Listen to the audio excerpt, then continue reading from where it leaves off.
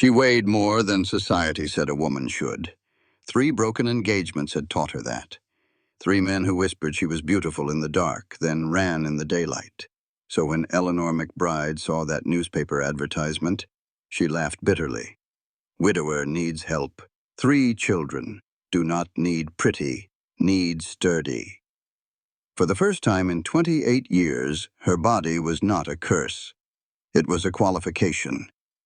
She spent her last $11 on a train ticket west. What waited for her was a broken-down ranch, 3 children who hated her on sight, and a cowboy so haunted by his past that he had forgotten how to speak. But the real danger was not the grief. It was not the angry 10-year-old girl who swore she would never call Ellie mother.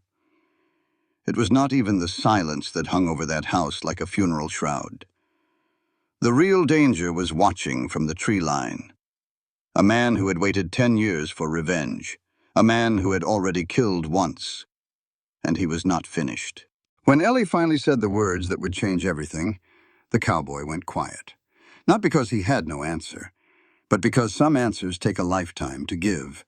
This story is about the courage to stay when everyone else runs. It is about finding family in broken places and learning that your worth is not measured by the shape of your body or the opinions of those who never truly saw you. The message is simple but powerful. You do not have to be perfect to be loved. You just have to be willing to show up day after day, even when it is hard. Especially when it is hard. If you have ever felt like you were too much or not enough, this story is for you. Drop a comment and tell us where you are watching from. We love seeing how far these stories travel. Now let us begin. The train rattled westward through country that looked like God had forgotten to finish making it. Brown grass stretched to the horizon. Skeletal trees clawed at a sky the color of old bone. Heat shimmered off everything, turning the distant hills into wavering ghosts. Eleanor McBride sat in the third-class car, her fingers tracing the words on a crumpled newspaper advertisement she had read so many times. The ink was starting to fade. Widower needs help. 3 children. Do not need pretty. Need sturdy. She laughed quietly to herself. 28 years old, and this was the first time in her life that not pretty was listed as a qualification rather than a disqualification. The first time her body, her wide hips and ample bosom and soft belly, might actually be what someone was looking for instead of what drove them away. Ellie folded the advertisement and tucked it back into her worn bag. The bag contained everything she owned in this world. 2 dresses, a hairbrush that had belonged to her mother, $11.37, a letter from her stepfather telling her not to come back to Boston. She was not going back to Boston. 3 engagements. 3 broken promises. 3 men who had courted her, kissed her, told her she was beautiful in the dark, and then walked away in the daylight, when their mothers or their friends or their own cowardice convinced them that Eleanor McBride was too much woman for a respectable marriage. Henry Dawson had been the worst. He had not just left her. He had made her a joke, told his friends she would break the wedding bed, told his mother she was too much woman to handle. By the time she found out what he had been saying, half of Boston society was laughing at the fat girl who thought she could catch a husband. Ellie closed her eyes against the memory. Against all the memories. The train car smelled of coal smoke and unwashed bodies and something rotten that nobody could identify but everyone complained about. She had started the journey in second class, but that had changed after the incident with the drunk merchant. He had sat down beside her somewhere in Kansas, started talking about his business, his money, how lonely the road was for a man of his standing. His hand had found her knee, then her thigh. Ellie had not screamed, had not asked for help, had simply picked up her lunch tray and slammed it into his face hard enough to break his nose. The conductor had been very apologetic as he escorted her to third class. Very apologetic and very clear that a woman traveling alone should expect such attentions and should certainly not respond with violence. Ellie had said nothing. She had learned long ago that silence cut deeper than any words she could offer. The seat beside her was occupied by an old man missing his left leg below the knee. He wore a faded Union Army jacket and smelled of tobacco and something medicinal. He had not tried to touch her, had barely spoken to her, but he had shared his water when hers ran out and had glared at anyone who looked at her too long. Now, as the train began to slow, he spoke for only the second time in 300 miles. "Good land out here, but soaked in blood. Watch out for ghosts, girl." Ellie looked at him. What kind of ghosts? The kind that do not know they are dead yet. The kind that think they can keep living like nothing happened. He paused, then added, "Copper Valley Station coming up. That your stop?" "Yes." He nodded slowly, his eyes on the window, on the brown and gold landscape sliding past. "Then I hope you find what you are looking for. And I hope it does not kill you." The train shuddered to a stop with a screech of brakes and a blast of steam. Ellie gathered her bag and stood. "Thank you. For the water. For everything." The old veteran did not look at her, just waved one gnarled hand in dismissal. "Go on, before the heat melts you where you stand." She went. Copper Valley Station was barely a station at all. A wooden platform, a small building with a hand-painted sign, a water tower. Nothing else except dust and heat, and a sun that beat down like it had a personal grudge against everyone beneath it. 3 other women stood on the platform, all of them young, all of them pretty in the way that society approved of. Thin waists, delicate features, dresses that fit perfectly because they did not have to accommodate anything inconvenient. They looked at Ellie as she stepped off the train, looked at her worn dress, her travel-stained appearance, her body that took up space in ways theirs never would. One of them, a redhead with green eyes and a parasol that probably cost more than everything Ellie owned, spoke first. "Lord have mercy." They advertised for sturdy, not someone who needs 2 seats to sit down. The other women laughed, high, bright, practiced laughs. Ellie said nothing, just walked past them to stand in what little shade the station building offered. She had been mocked by experts.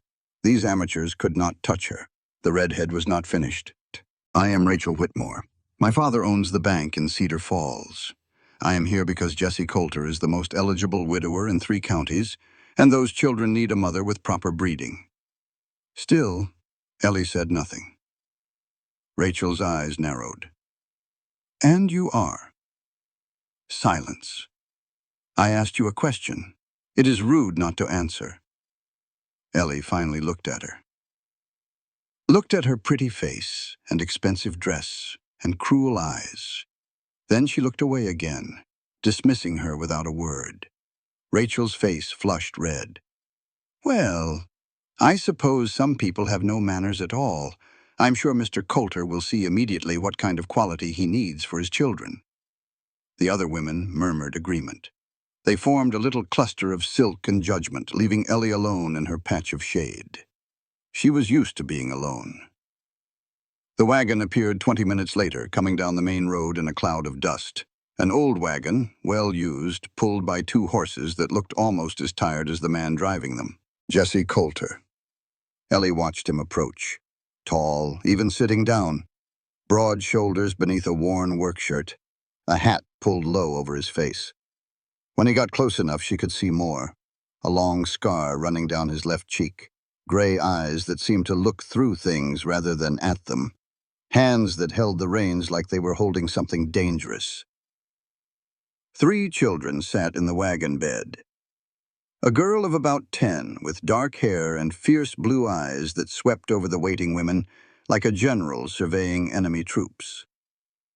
A boy of about 7, smaller, hunched, hiding behind his sister. A toddler, maybe 2 years old, golden curls, asleep against a feed sack. The wagon stopped. Jessie Coulter climbed down slowly, like every movement cost him something he could not afford to spend. He looked at the 4 women. His face showed nothing, not hope, not disappointment, not anything at all. Then he spoke. "Anyone here for money, go home. I do not have any." The women shifted uncomfortably. "Anyone here for a husband, also go home." "I am not one anymore." Rachel Whitmore stepped forward, her smile bright and practiced. "Mr. Coulter, I'm sure we can discuss appropriate compensation for the care of your lovely children. A woman of my breeding and education would certainly expect $8 a month, room and board, Sundays off if the work is done. $8. Rachel's smile faltered. "Surely you cannot expect. That is what I can afford." Rachel looked at the other women. Something passed between them, a silent agreement. "I am afraid that is quite unacceptable, Mr. Coulter. A woman of quality cannot be expected to. Then go home." Rachel's mouth opened, closed, opened again. Jesse Coulter was already looking past her. His gray eyes had found Ellie standing alone in her patch of shade. "You." Ellie stepped forward. He studied her. His eyes moved from her face to her feet and back again. Not judging, not leering. Just looking, the way a man looks at a horse he is thinking of buying. "How much do you weigh?" Rachel gasped. The other women whispered among themselves. Ellie felt something spark in her chest. Not anger exactly, something older, harder. Enough not to blow away when I am working the fields. You asking because I will be hauling grain sacks, or because you want to insult me? Jesse Coulter looked at her for 3 more seconds. His expression did not change. Nothing on his face moved at all. Then he turned away. "Get in the wagon." That was all. 3 words. No explanation, no discussion. The girl in the wagon bed, the 10-year-old with the fierce eyes, screamed. "Pa, no. You cannot. She is. Look at her. She is. Get in the wagon." He said it the same way, same flat tone, same empty voice. Ellie walked to the wagon, climbed up into the back, settling herself on a feed sack near the sleeping toddler. The fierce girl, Ruth, glared at her with enough heat to set the whole wagon on fire. The boy, Caleb, peeked at her from behind his sister and then looked away. Rachel Whitmore found her voice. "You cannot be serious. You would choose that over." Jesse Coulter climbed back into the driver's seat, picked up the reins. "My children need someone who will stay for $8, not someone who needs 20 to pretend to care." The wagon lurched forward. Ellie did not look back at Rachel Whitmore and her fine dress and her outraged face. She kept her eyes on Jesse Coulter, on the way his shoulders hunched, on the scar that traced his cheek like a signature. This man did not just lose his wife, she thought. He is punishing himself. The road to the ranch was long and dusty and silent, except for the creak of wagon wheels and the occasional complaint from the toddler, who had woken up cranky and hungry. Ruth broke the silence. The ones before all ran within a week. "You will not be different." Ellie looked at the girl, at the grief and anger and fear hiding behind those fierce eyes. "Maybe. But if I run, it will not be because I am scared of you, little girl." Ruth's mouth fell open. For a moment she looked like a child instead of a tiny soldier. Then her jaws set again. "We will see." "Yes." Ellie leaned back against the wagon's side. "We will see." The ranch appeared over a rise like something out of a fever dream. A house that leaned slightly to the left. Fences with more holes than posts. Weeds growing chest-high in what might once have been a garden. Chickens wandering loose, looking as lost as everything else. This was a place that had stopped being cared for. A place that had given up. Ellie understood that feeling. Jesse stopped the wagon near the house, climbed down without a word, started unhitching the horses. Ruth jumped down, pulling her brother after her. "Go inside," she ordered Caleb. "Take Emma." The boy, Caleb, stammered something that might have been words. His stutter was severe, catching on every consonant, turning speech into struggle. Ruth softened, just for a moment. "It is okay. Just take her inside. I will be there soon." Caleb lifted the toddler, Emma, and carried her toward the house with the careful concentration of a child doing a job meant for someone older. Ruth turned to Ellie. Her eyes were dry but red-rimmed. Her hands were clenched into fists at her sides. "My mother was beautiful. She was kind and beautiful, and she sang when she cooked and she smelled like lavender, and she is dead." Ellie climbed down from the wagon, stood facing this angry, grieving child. I know. You do not know anything. Ruth's voice cracked. You are just here because no one else would take you. You are here because you are desperate and ugly, and no real man would ever want you. The words hit exactly where they were aimed. 28 years of being told she was too much, not enough, wrong in every way that mattered. 28 years of hearing those words in different voices. But Ellie had learned something in those 28 years. She had learned that the people who said those things were usually the ones who were hurting most. You are right, she said quietly. I am here because no one else would take me. I am here because I am desperate, and this was the only door still open. She paused. But I am not here to replace your mother. I cannot do that. No one can. Then why are you here? Ellie looked at the broken-down house, at the weeds and the dust and the emptiness. Because those children need someone. Because your father needs someone he can push away without feeling guilty about it. And because maybe, just maybe, being needed is enough for now. Ruth stared at her. The anger flickered, dimmed, flared again. I will never call you mother. I know. I will never love you. Maybe not. I will make your life miserable until you leave. Ellie almost smiled. Maybe. But I have had 28 years of miserable. You will have to work pretty hard to show me something new. She walked past Ruth, toward the broken-down house and the broken-down family, and whatever was waiting for her inside. Behind her, she heard Ruth's voice, quieter now, almost wondering. You are strange. Ellie did not answer. She just kept walking. The sun was setting over Copper Valley, painting the sky in shades of red and gold and purple, beautiful and violent, like everything in this country. From the tree line at the edge of the property, a man watched the new arrival make her way to the house. He had been watching for months now, waiting, planning, enjoying the slow destruction of Jesse Coulter and everything he loved. He lit a cigarette, let the ember glow in the gathering dark. Soon now, very soon. But not yet. Suffering was best when it was slow. He smiled and disappeared into the shadows. The inside of the house was worse than the outside. Dust coated every surface like gray snow. Cobwebs hung in corners and doorways, catching the last light of day in their silvered threads. The smell hit Ellie first, a combination of old food and mouse droppings and something sweeter, sadder. The smell of a place that had stopped being a home. The kitchen was a disaster. Rusted pans piled in a dry sink, a pot of something that might once have been stew, now covered in a film of green mold. Mice droppings on the counter, on the table, on the floor. But what struck Ellie most were the things that had not been touched. A woman's shawl, draped over the back of a chair. A hairbrush on a shelf, still holding strands of dark hair.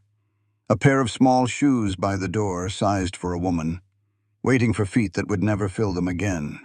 Sarah, the dead wife, the ghost that haunted this house. Ellie set down her bag and rolled up her sleeves. She started with the stove, got a fire going, heated water, found a brush that was not completely destroyed, and started scrubbing. Ruth appeared in the doorway, watched with those fierce eyes. That is Mama's apron. You cannot touch it.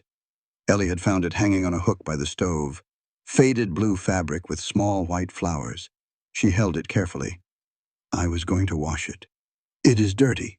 It is not dirty. It is. Ruth's voice cracked. It still smells like her. Ellie looked at the apron, at the faint stains that might be flour, might be something else, at the wear marks that showed where hands had gripped it, day after day, year after year. I understand. No, you do not. Ruth lunged forward and snatched the apron from Ellie's hands. The fabric, old and fragile, tore. Just a corner, just a small piece. But to Ruth it might as well have been the world ending. She stood frozen, staring at the tear, her face white, then red, then white again. You. She could not finish. Her breath came in short gasps. You ruined it. You ruined her. You, Ruth, get out, get out. Ellie did not move. She knelt down slowly, bringing herself to Ruth's eye level. I did not ruin her, And neither did you. Ruth's tears started falling. I was not trying to, I just wanted. She wanted to. I know. Ellie kept her voice soft, softer than she felt. I know you were trying to protect it, protect her memory. Now it is torn. Now it is broken. Like everything else. Like Ruth. Like her. Ruth's voice dropped to a whisper. She is broken, and she is never coming back, and I cannot even keep her apron safe. Ellie reached out slowly, giving Ruth time to pull away. Ruth did not pull away. Aprons can be mended. Ellie touched the torn corner gently. This can be fixed, and when it is fixed, it will have a story. It will have this moment, this night, this memory. That is not ruined. That is just different.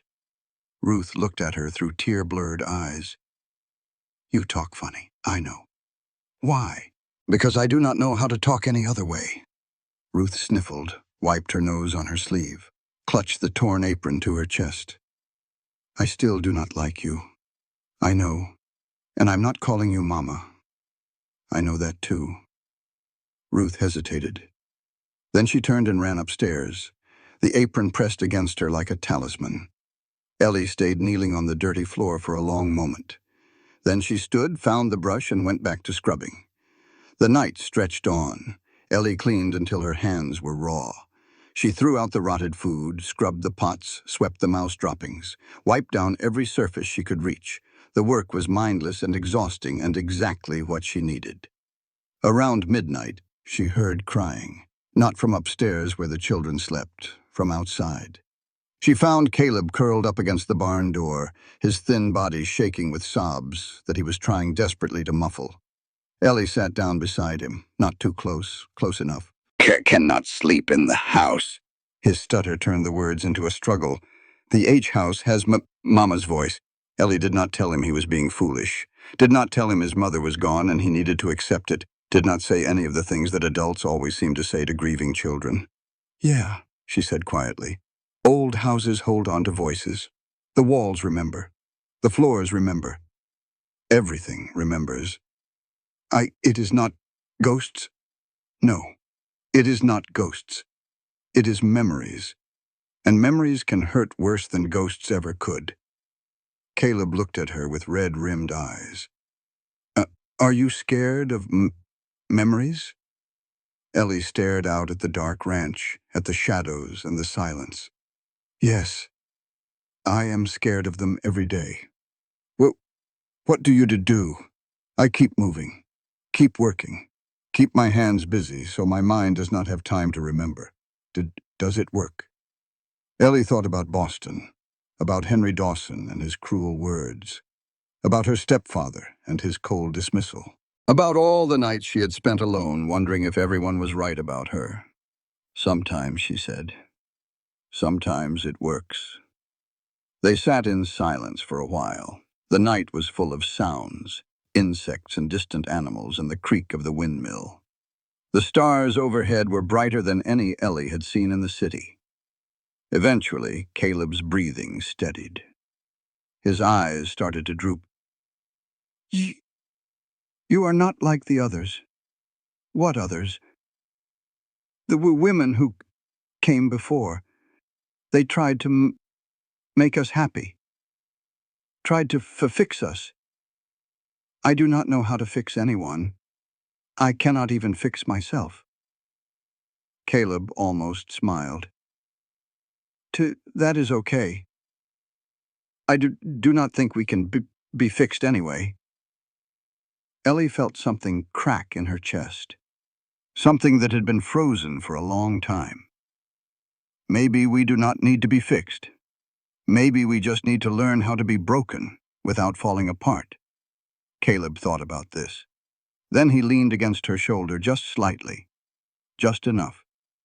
Good night, Ellie. Good night, Caleb. She sat with him until he fell asleep.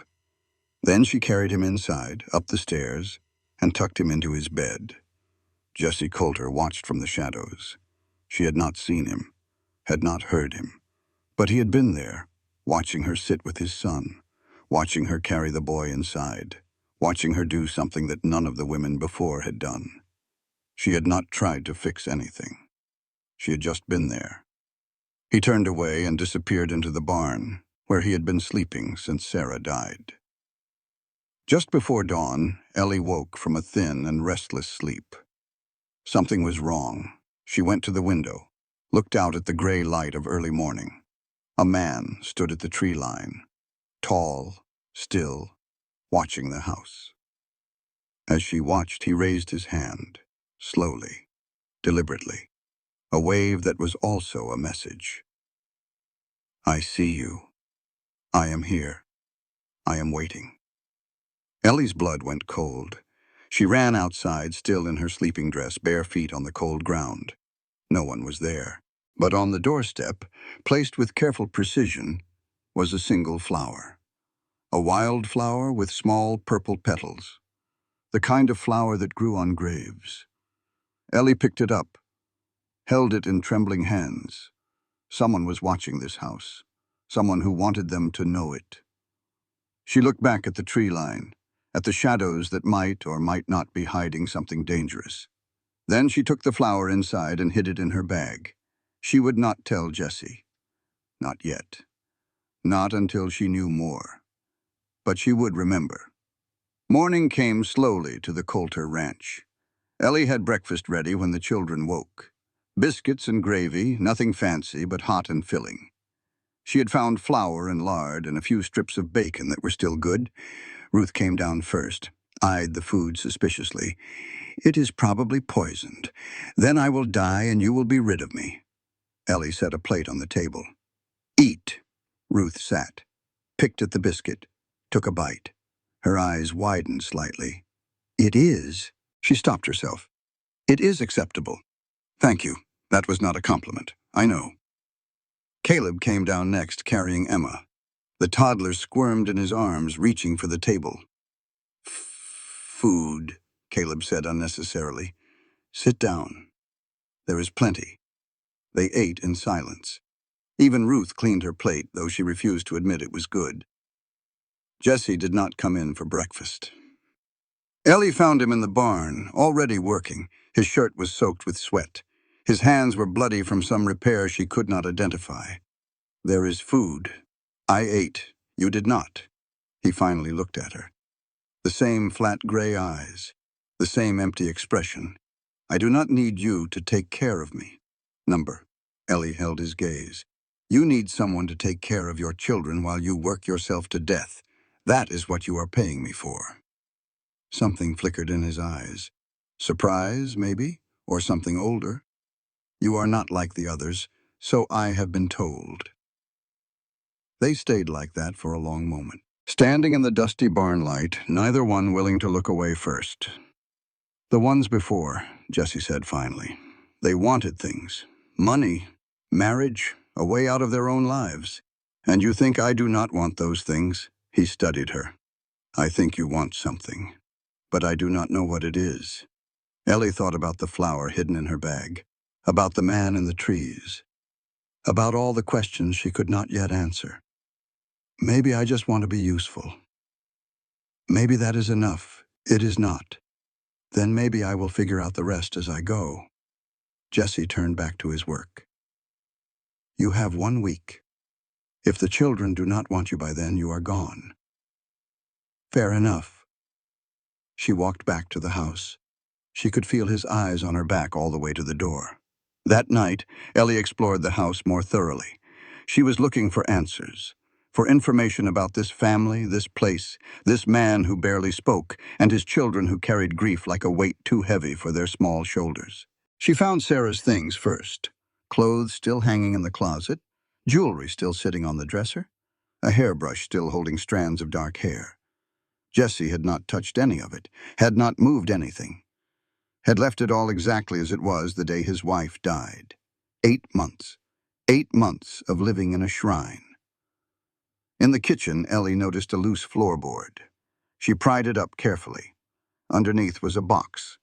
Inside the box was ammunition, fresh rounds recently purchased, but not for any gun she had seen in the house.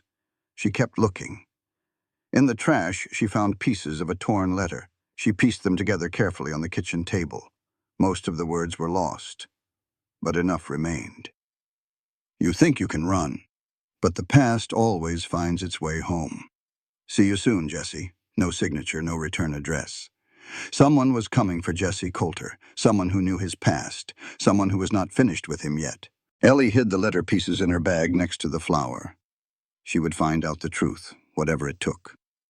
Outside, in the tree line, a cigarette ember glowed and faded in the darkness. Marcus Stone smiled to himself. The new woman was smart, observant. She had found his flower. She had seen him watching. Good. He wanted them to know, wanted them to feel the dread building, day by day. Wanted Jesse Coulter to understand that everything he had built, everything he loved, was going to be taken from him. Slowly, painfully, completely. Just like Jesse had taken everything from him. Marcus ground out his cigarette and disappeared into the night. Soon, very soon, but not yet. 1 week passed. Ellie learned the rhythms of the ranch, up before dawn to start the fire and the coffee. Breakfast for the children, who ate in suspicious silence. Cleaning, washing, mending, all the endless work of keeping a household running. But she did not stop there. On the 4th day, Jessie came in from the fields to find her hauling feed sacks from the barn to the cattle pen. Each sack weighed 50 pounds. She had already moved 6 of them. I did not hire you for this. Ellie dropped the 7th sack and wiped sweat from her forehead. You did not hire me at all, you just let me stay. I decide what I do. The cattle need to eat. Ruth told me you have been doing everything yourself since Sarah died. That is not sustainable. She picked up another sack. So I am helping. You do not know anything about ranching. I know how to carry heavy things.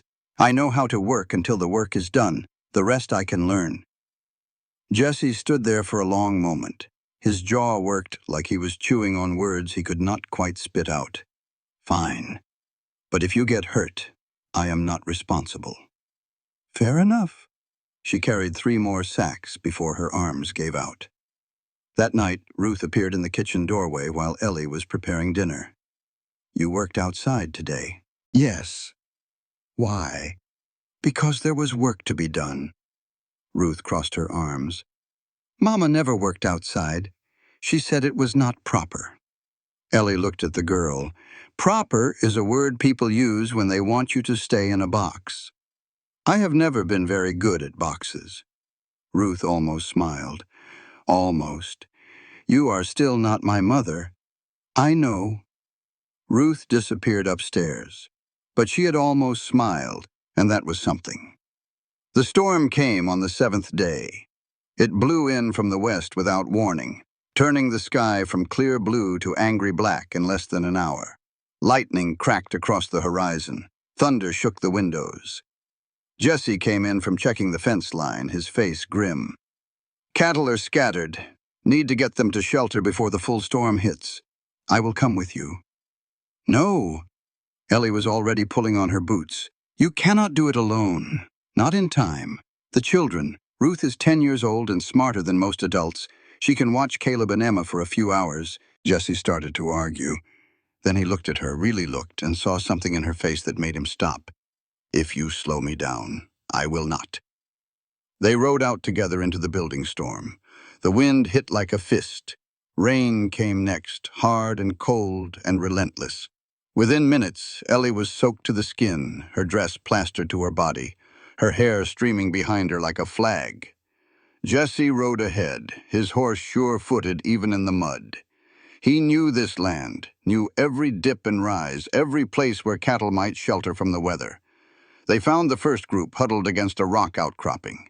Jesse shouted instructions over the wind, and together they drove the animals toward the main barn. More. Jesse pointed toward the creek bottom. Down there.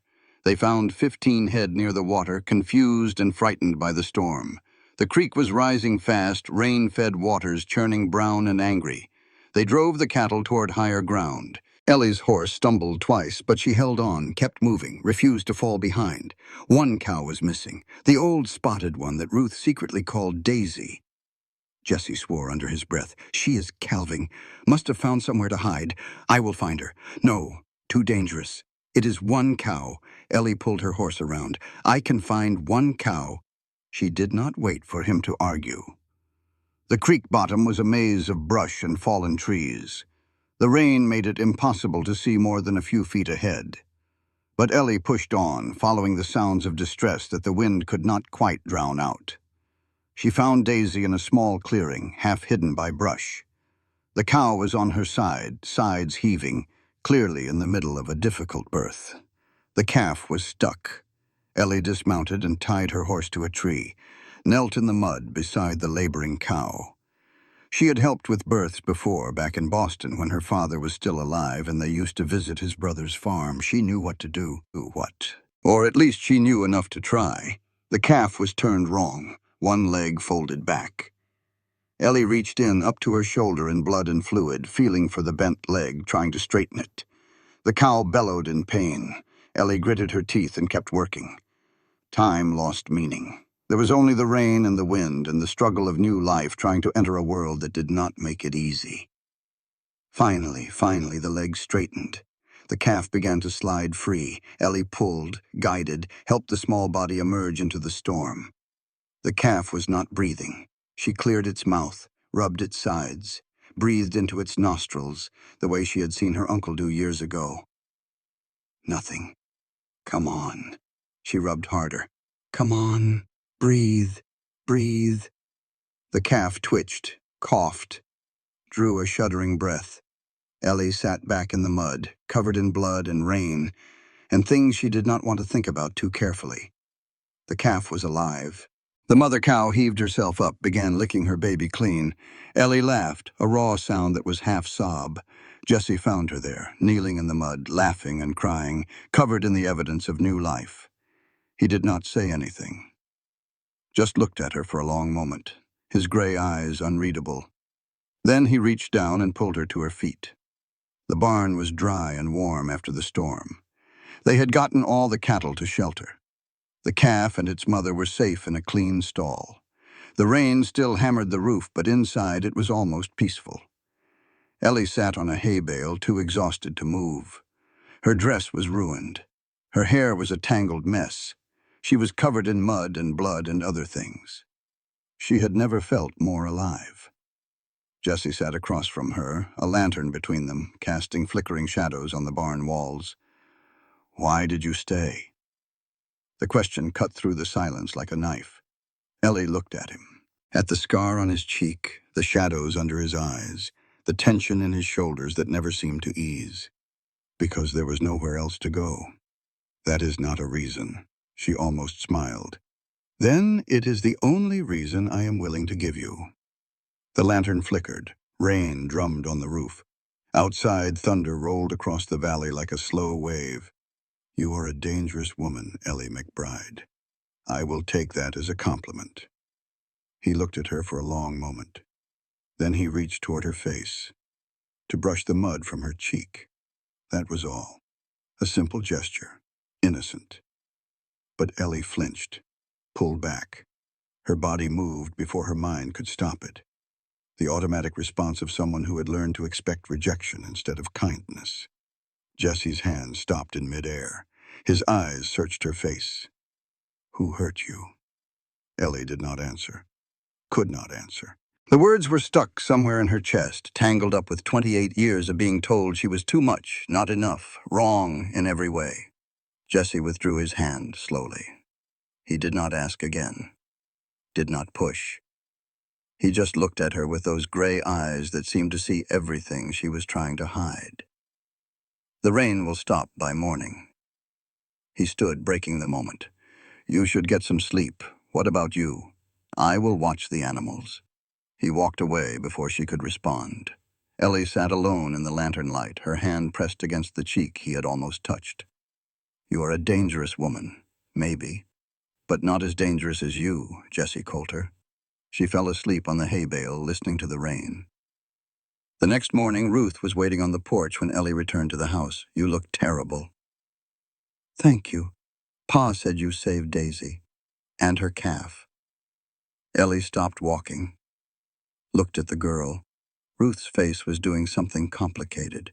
Her usual hostility was still there, but mixed with something else, something that might have been the beginning of respect. Mama would not have done that. Ruth said the words like a confession. She would not have gone out in the storm. She would not have known what to do. Your mother had other strengths. "I know." Ruth kicked at the porch railing. "I'm just saying, it is different. You are different. Different good or different bad." Ruth shrugged. "Just different." She paused, then added, "The calf is alive because of you." Ellie felt something warm spread through her chest, something she had not felt in a long time. "Does this mean you hate me a little less?" Ruth scowled. "Do not push it." She stomped inside, slamming the door behind her. But Ellie noticed that she had left the door unlocked. And that night, for the first time, Ruth left her bedroom door cracked open instead of bolted shut. Small victories. Caleb started following Ellie everywhere. He trailed after her like a shadow, watching her cook, watching her clean, watching her mend fences and carry feed and do all the endless work of keeping the ranch running. At first he did not speak, just watched. Then, on the third day after the storm, he appeared in the kitchen while she was making bread. "What are you doing?" "Making bread." Ellie did not look up from her kneading. "Want to help?" He hesitated. Then he stepped forward and stood beside her at the counter. Ellie showed him how to knead the dough. Fold, press, turn. Fold, press, turn. "You do not talk much when you cook." "No." Ellie smiled. "Cooking does not need many words. Just counting and waiting. You are good at both." Caleb's hands stilled on the dough. His face did something complicated. "But people make fun of my talking. I know. Did someone tell you?" "No." Ellie met his eyes. "I just know. Because people used to make fun of how I looked. Still do, probably. And after a while, you can recognize that look in someone else. The look of someone who has been laughed at too many times." Caleb was quiet for a moment. Then he went back to kneading. They worked in silence for a while. Fold, press, turn. Fold, press, turn. "I like making bread." Caleb said the words without a single stutter. Ellie's hands stopped moving. She turned to look at him. He was grinning. A real grin, wide and surprised, like he could not quite believe what had just happened. "I said it. I said a whole sentence, and I did not stutter. You did." Caleb looked at his hands, at the dough, at the counter covered in flour. "I like it here. In the kitchen, it is quiet. So safe." Ellie blinked back the tears that were suddenly burning her eyes. "The kitchen is always safe. For you, for Ruth, for Emma. I promise." Caleb nodded solemnly. Then he went back to his bread. Fold, press, turn. Fold, press, turn. That night, Ellie lay awake in her small room, staring at the ceiling. She thought about Jesse's hand reaching for her face, about how she had flinched, about the look in his eyes when he pulled away. Who hurt you? Everyone. No one. The world itself, maybe, with its endless messages about what women should be and how Ellie failed to be it. She thought about Henry Dawson, about his cruel words and his crueler laughter, about the way he had made her feel small, worthless, wrong. But she also thought about Caleb's grin when he spoke a whole sentence without stuttering, about Ruth's almost smile, about Emma, who had started reaching for Ellie first when she wanted to be picked up. Maybe being needed was enough. Maybe being useful was a kind of belonging. Or maybe she was just fooling herself again. She closed her eyes and tried to sleep. Outside, in the tree line, a cigarette ember glowed in the darkness. Marcus Stone watched the light go out in Ellie's window. She was interesting, this new woman, stronger than the others, more stubborn. She would make a good target when the time came. But not yet. Not yet. He smiled to himself and melted back into the shadows. The past was patient. It could wait. But not for much longer. 2 weeks after the storm, Ellie rode into Copper Valley to buy supplies. It was her first time in town since she had arrived. The main street was dusty and unremarkable, a collection of weathered buildings that had seen better days. General store, saloon, bank, church, the usual markers of civilization in the middle of nowhere. She tied her horse outside the general store and went inside.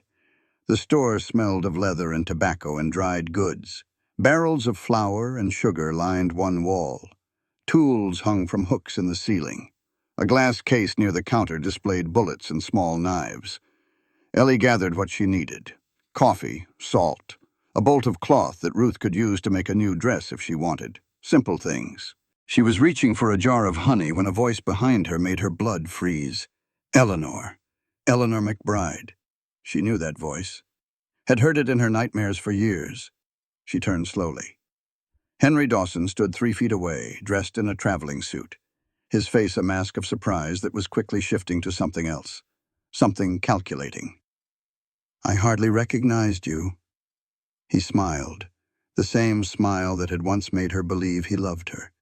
"You look, well, different." "I have not changed, Henry." Ellie kept her voice flat. "You just stopped looking." Henry laughed nervously. His eyes darted around the store, checking to see who was watching.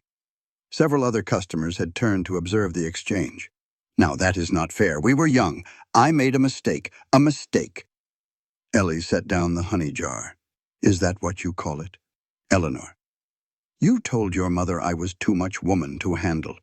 You told your friends I would break the wedding bed. You made me a joke." Henry's face reddened. "That was years ago. Can we not let bygones be bygones?" "No." The word hung in the air like a slap. "No," Ellie repeated, "because you did not just hurt me, Henry. You made me believe something was wrong with me. For years.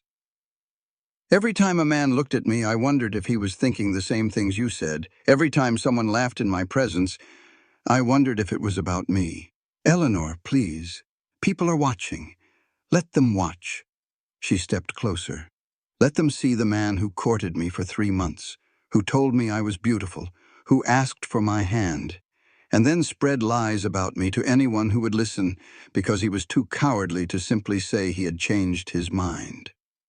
Henry's composure cracked. "I was young. My mother pressured me." "Your mother did not make you cruel, that was all you." The store had gone silent. Every eye was on them. Henry's embarrassment curdled into anger. "You have always been dramatic. It is one of your less attractive qualities, and you have many. There he is." Ellie smiled coldly. "There is the real Henry Dawson. You think you're so superior now, working for that widower with the dead wife. He probably only keeps you around because he is desperate. The moment someone better comes along." Ellie slapped him.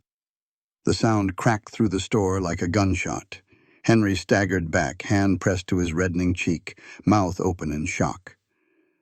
"The moment someone better comes along," Ellie said quietly, "I will still be the woman who stayed when no one else would. What will you be?" She picked up her supplies, walked to the counter, and paid without looking back. The store owner, an old woman with sharp eyes, took her money in silence. But as she handed Ellie her change, she winked. Henry Dawson stumbled out of the store, still holding his face, his reputation in that small town permanently tarnished. Ellie made it around the corner of the building before her legs gave out. She sat down hard on an overturned crate, her whole body shaking.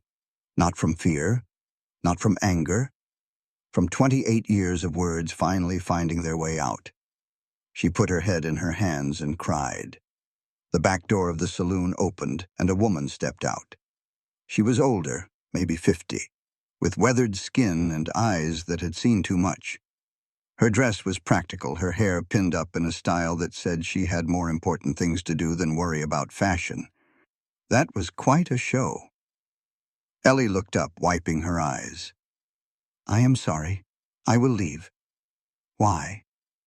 The woman sat down on another crate, pulling out a cigarette and lighting it. That man had it coming. Henry Dawson, right? Been through town a few times. Always seemed like a snake in a suit. You know him? I know everyone who comes through Copper Valley. She extended her hand. Cora Jenkins. I own the Dusty Rose. The saloon, such as it is. Cora took a drag on her cigarette. And you are the woman staying at the Coulter place. Eleanor McBride. Ellie. Ellie. Cora nodded. I have heard about you. Word travels fast in small towns. What have you heard? That you saved a calf in a storm. That you work harder than any woman who came before you. That Jessie Coulter has not thrown you out yet, which is some kind of record. Ellie laughed despite herself. It has only been 2 weeks. The others did not last 2 days. They sat in silence for a moment. The sun was getting lower, casting long shadows across the alley. You know, Cora said, you remind me of Sarah, Jessie's wife. Ellie tensed. You knew her. She was my best friend. Cora's voice softened. We were not supposed to be friends. She was a proper wife, mother, all that. I was, well, not. But she never cared about that. She saw people for who they were, not what they were supposed to be. She sounds wonderful. She was. Cora's jaw tightened. And I have never believed she died the way they said. Ellie's heart skipped. What do you mean? Cora looked at her for a long moment, weighing something. Sarah was healthy as a horse her whole life. 4 pregnancies, no trouble with any of them, until the last one. Then suddenly she started getting sick, tired all the time, could not keep food down. The doctor said it was just the pregnancy, but it did not feel right. Something was wrong with her in a way that did not make sense. Cora stubbed out her cigarette. That is just an old woman's suspicion, of course. Probably nothing. Ellie thought about the flower on the doorstep, the man in the trees, the torn letter she had hidden in her bag.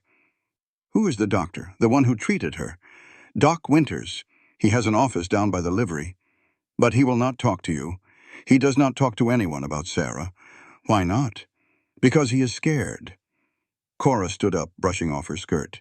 Look, I do not know what you're looking for at the Coulter place. But if you are smart, you will not look too hard. Some questions are better left unasked. And if I am not smart, Cora smiled grimly, then you will find out what I mean. She went back inside, leaving Ellie alone with her thoughts and the setting sun. Ellie found Doc Winters' office easily enough, a small building near the livery stable, paint peeling, windows dirty. She knocked. No answer. She knocked again, harder. Go away. The voice from inside was rough, slurred. I am not here to cause trouble. I just want to talk. I said go away. Ellie tried the door. It was unlocked. The office was a disaster. Empty bottles everywhere, papers scattered across every surface. The smell of alcohol and unwashed human hung in the air like a fog. Doc Winters sat behind his desk, an old man with trembling hands and bloodshot eyes. He looked like he had not slept or bathed in weeks. I said go away. I am Ellie McBride. I work at the Coulter Ranch. I know who you are. He reached for a bottle, found it empty, threw it against the wall. Everyone knows who you are. The new woman. The one who might actually stay. Then you know why I am here. No.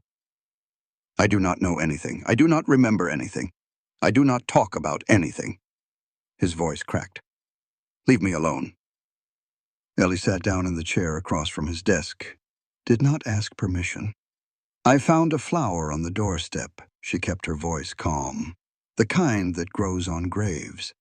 And I saw a man watching the house from the trees. Doc Winters went very still. I found pieces of a torn letter.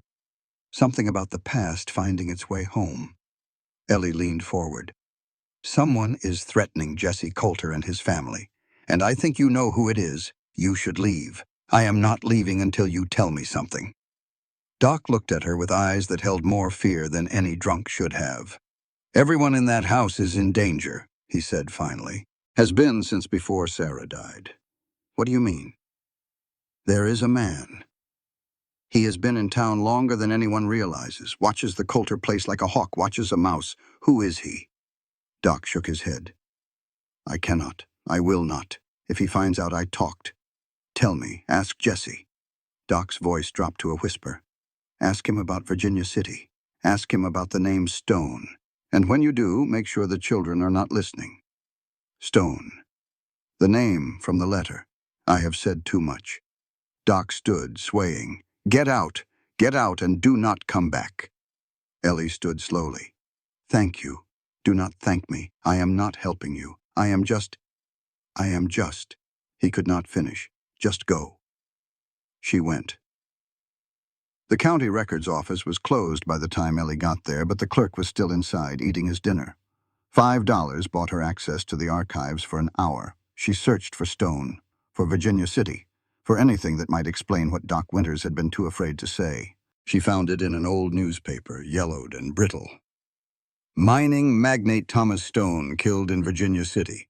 Shooter never identified." The article was 10 years old. Thomas Stone had been a wealthy mine owner, shot outside his office by an unknown assailant, left behind a widow and a young son, Marcus. Ellie kept reading. Stone was known for his ruthless business practices. He had made enemies.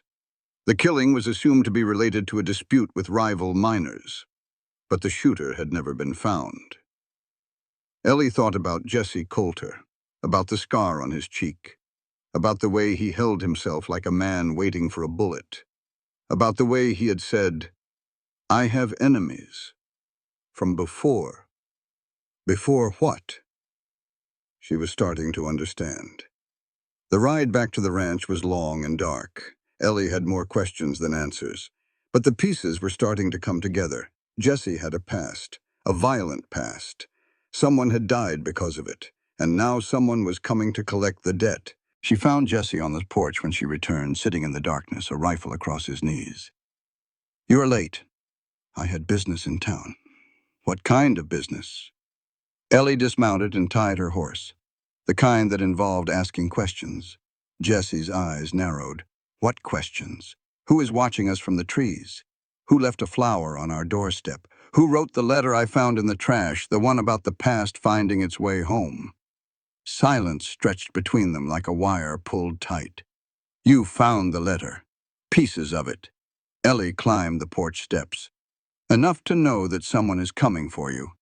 Enough to know that it has something to do with Virginia City and a man named Stone." Jesse's face went blank. That carefully controlled emptiness she had seen before. "You should not have gone looking." "Maybe not, but I did. And now I need to know the truth. The truth will make you run." "Then tell me anyway." Jesse stared at her for a long moment. Then he looked away, out at the darkness. "I have enemies. From before." "Before what?" "Before Sarah, before the children. Before I tried to become someone different." Ellie sat down on the porch railing. Waited. "I was a hired gun." The words came out flat, emotionless. "I killed people for money. That was my life for years. That was all I knew." Ellie did not react, did not gasp or recoil or run. "Thomas Stone was a client. He hired me to kill a business rival.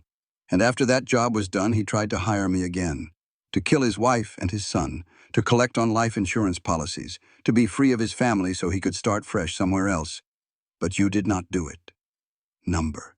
Jesse's voice cracked slightly. "I refused. That was the first time I had ever refused a job.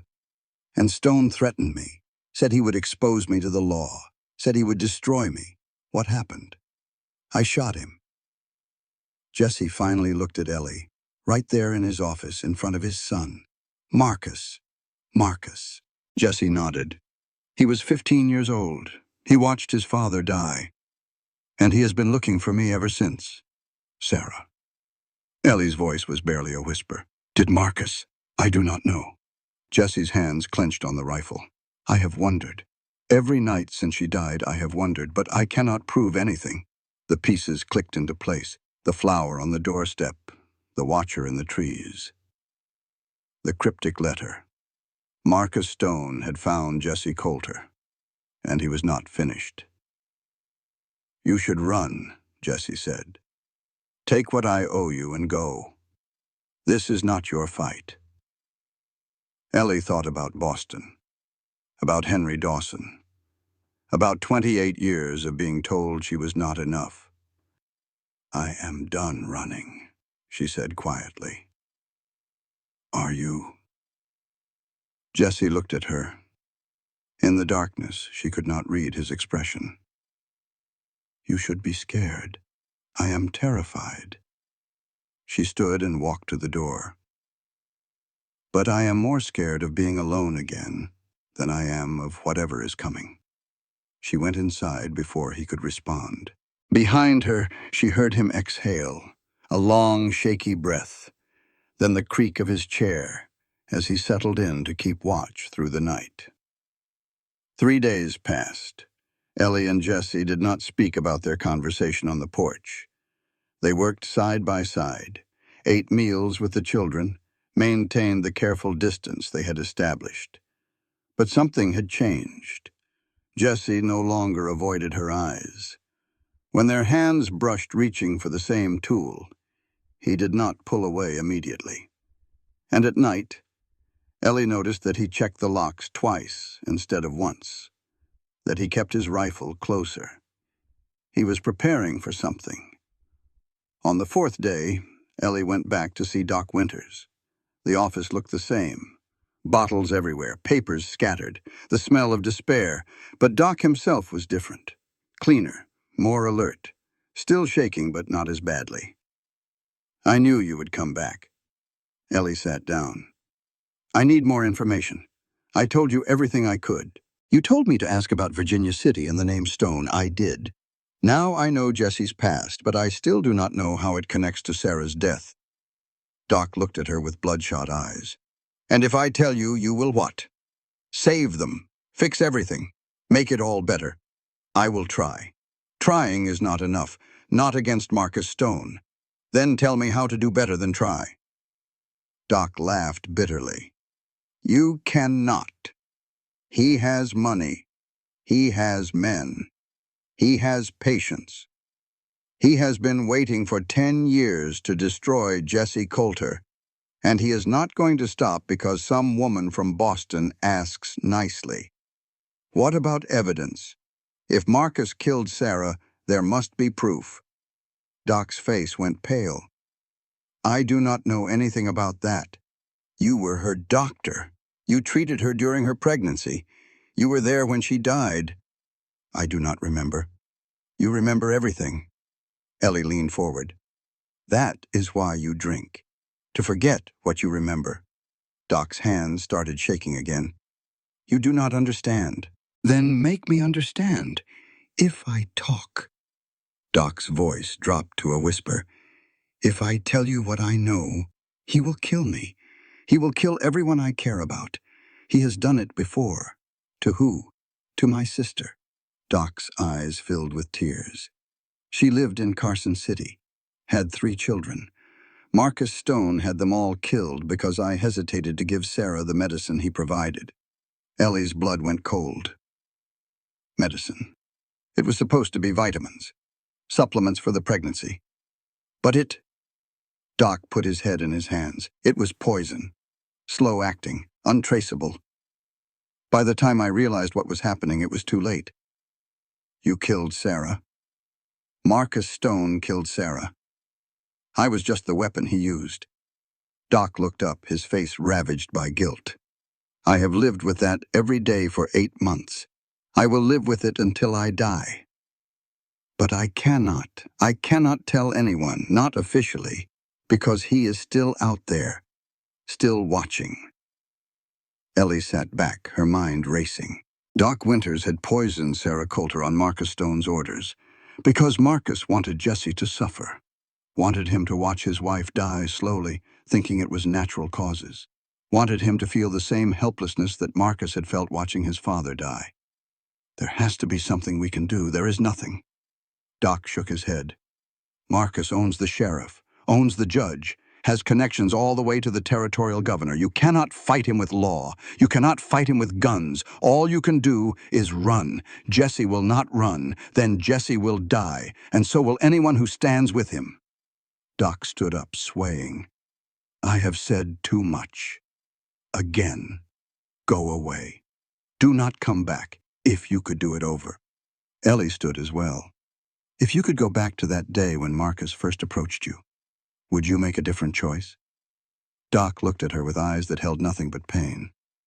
I would make the same choice, because he would have killed my family either way. At least this way I had a few more months with them. He turned away. Some men cannot be beaten, Miss McBride. Marcus Stone is one of them. Ellie left without another word. That night she told Jesse everything. They sat on the porch, the children asleep inside, the stars wheeling overhead. He poisoned her. Jesse's voice was hollow. This whole time, I thought the baby was just, I know. I should have known. Should have seen it. Should have protected her. You could not have known. Jesse stood and walked to the porch railing. His hands gripped the wood until his knuckles turned white. He wants me to suffer.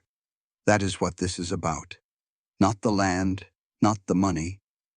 He wants me to feel what he felt when you killed his father.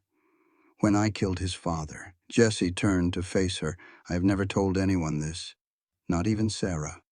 But that day in Virginia City, Marcus was not just watching, he was supposed to die too. What? Thomas Stone hired me to kill his whole family. Wife, son. Make it look like a robbery gone wrong. But when I got there, when I saw Marcus, 15 years old, looking at me with those eyes, I could not do it. So I shot Thomas instead. And I left Marcus alive. Jesse's voice cracked. I thought I was being merciful. I thought I was giving him a chance. But all I did was create a monster. Ellie stood and walked to him, stopped just close enough to touch. You made a choice, a human choice. That does not make you responsible for what Marcus became. Does it not? No. They stood in silence for a long moment. The night sounds wrapped around them, insects and wind and the distant cry of a coyote. Ellie. Jesse's voice was rough. You should run, while you still can. Take the children if you want. I will give you money, whatever you need. I am not running. Why? Why would you stay? For me? For this? Ellie reached out and took his hand. Felt him flinch, then slowly relax. Because those children need someone. Because you need someone. And because maybe, for the first time in my life, I need to be needed. Jesse looked at their joined hands, at her fingers intertwined with his. I do not deserve you. That is not your decision. What is? Ellie met his eyes. Whether to fight or run, that is your decision. But whatever you choose, I am staying. The night stretched on. They stood together on the porch, hands intertwined, watching the darkness for whatever was coming. Tomorrow they would plan. Tomorrow they would figure out how to face Marcus Stone. But tonight, they just stood together. Two broken people, holding on. The next morning, Ruth found Ellie in the kitchen before dawn. Something is wrong. It was not a question. Ruth stood in the doorway, her nightgown trailing on the floor, her dark hair tangled from sleep. But her eyes were sharp and alert. Ellie set down the coffee pot. What makes you say that? Pa has been sitting on the porch all night. He only does that when something bad is coming. Ellie hesitated. Your father has a lot on his mind. That is not an answer. No, it is not. Ruth crossed the kitchen and sat down at the table. Her jaw was set in that stubborn line Ellie had come to recognize. I am not a baby. I know when people are lying to me, and I know something is wrong. Ellie looked at this 10-year-old girl who had already lost her mother, who had been holding her family together with fierce determination and sheer will. You are right. Something is wrong. But it is your father's story to tell, not mine. Will he tell me, if you ask? Ruth chewed her lip. The others, the women who came before. They lied to us all the time, told us everything was fine when it was not, treated us like we could not handle the truth. You can handle more than most adults I know. Ruth almost smiled, then stopped herself. I still do not like you. I know. But you tell the truth, even when it is hard. Ruth stood up. I will ask Pa. But if he will not tell me, will you? Ellie nodded. Yes. Ruth left without another word. An hour later, Jesse came inside. His face was drawn, dark circles under his eyes, but there was something else there too, something that looked almost like determination. Ruth wants to know what is going on. I know, she told me she was going to ask you. What should I tell her? Ellie handed him a cup of coffee. The truth. She is 10 years old. She is 10 years old and she has been running this household for 8 months. She has earned the truth. Jesse stared into his coffee. When I was 10, I did not know my father was a drunk who beat my mother every night. I did not know we were about to lose our farm. I did not know that in 2 years my mother would be dead and my father would be in prison for killing her.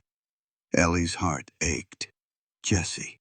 I wanted to protect my children from that, from knowing what the world is really like. But maybe I have just been lying to them the same way my mother lied to me.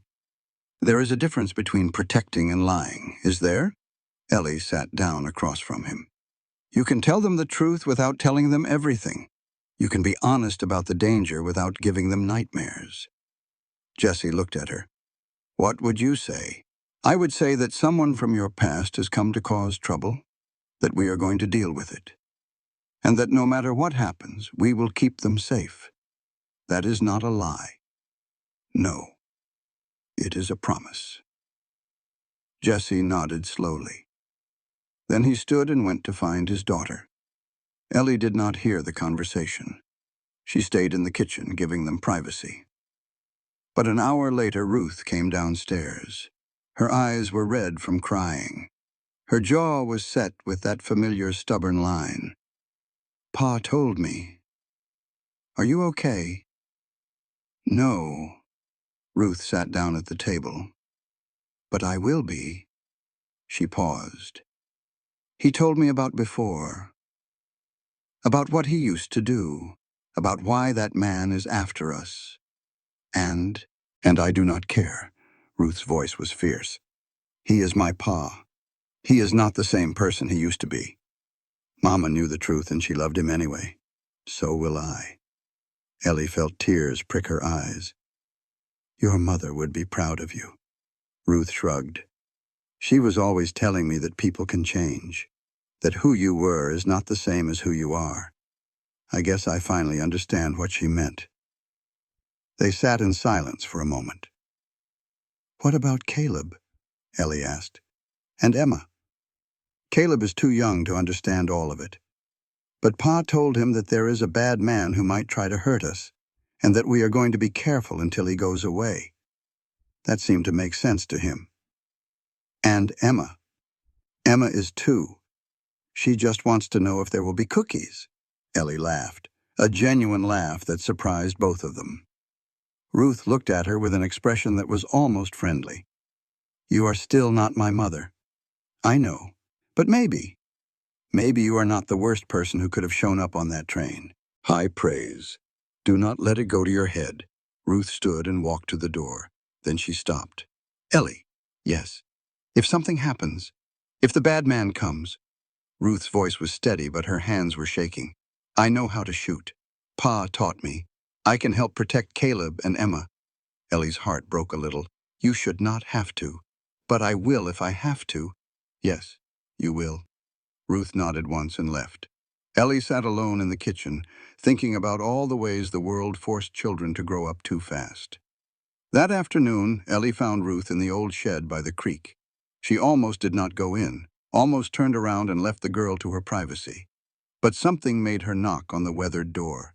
"Go away, it is me. I know. Go away." Ellie sat down outside the shed, her back against the wall. The wood was warm from the sun. The creek burbled nearby. "Your father told me this was your mother's favorite place." Silence from inside. "She used to bring you here when you were little, to pick flowers, to skip stones, to get away from the house when things got too heavy." Still silence. "I had a place like that, back in Boston. A park near my father's bakery. I used to go there when my stepfather was being cruel. When my mother was too busy pretending everything was fine to notice I was hurting." "Why are you telling me this?" Ruth's voice was muffled. "Because I know what it is like to carry things that are too heavy. And I know that sometimes you need a place to set them down, even if just for a little while." Ellie heard rustling from inside the shed. Then the door cracked open. Ruth peered out at her with red-rimmed eyes. Her face was streaked with tears she had not bothered to wipe away. "I am scared. I know. Pa said he would protect us. But what if he cannot? What if the bad man wins? Then we figure out what comes next. Together." Ruth pushed the door open wider. "What if there is no next?" "There is always a next." Ellie held out her hand. "Even when it feels like the world is ending, even when everything seems impossible, there is always something that comes after." Ruth looked at her hand. Then slowly she took it. "Tell me about her," Ellie said quietly. "Tell me about your mother." Ruth's face crumpled. "I'm scared of forgetting." "Then tell me, so we can remember together." Ruth sat down beside Ellie, their backs against the shed wall, their hands still intertwined. And she talked. She talked about Sarah's laugh, loud and unladylike, about the song she sang while cooking, always slightly off-key, about the way she braided Ruth's hair every morning, gentle fingers working through tangles without ever pulling too hard. She talked about lavender. Sarah had grown it in the garden, and the whole house used to smell like it. But after she died, the plants had withered and died too. And now Ruth could not remember exactly what the smell was like. She talked about the last day, how Sarah had been tired but happy, how she had told Ruth she loved her 3 times, like she knew something was coming, how Ruth had been annoyed and said, "I know, Mama. You do not have to keep saying it." She talked about the guilt, the way she wished she had set it back, the way she wished she had hugged her mother instead of pulling away, the way she wished for one more minute, one more second, one more chance. Ellie listened without interrupting, without trying to fix anything or make it better. She just listened. When Ruth finally ran out of words, they sat in silence for a long time. Then Ruth spoke again, her voice small and wondering. "You did not try to tell me it was going to be okay, because I do not know if it is. Everyone else always says that it will be okay, that time heals, that she is in a better place. Does that help?" "No," Ruth shook her head. "It just makes me angry, because they do not know, they cannot promise that." "No, they cannot." Ruth leaned against Ellie's shoulder, tentatively, like a wild animal accepting touch for the first time. "Will you stay, even if the bad man comes, even if everything goes wrong?" "Yes, promise, I promise." Ruth was quiet for a moment. Then she stood, brushing dirt from her dress. "I still do not like you. I know. But I do not hate you either. Not anymore." She walked back toward the house, leaving Ellie alone by the creek. Ellie sat there for a while longer, watching the water flow, thinking about promises and what they cost. Then she stood and followed Ruth home. That night, Ellie noticed lamplight under Ruth's door. She knocked softly.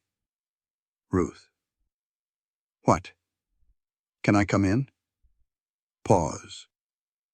"Fine." Ellie opened the door. Ruth sat on her bed, Sarah's torn apron spread across her lap. In her hands was a needle and thread. "I am trying to fix it." Ruth did not look up. But I am not very good at sewing. Ellie sat down on the edge of the bed.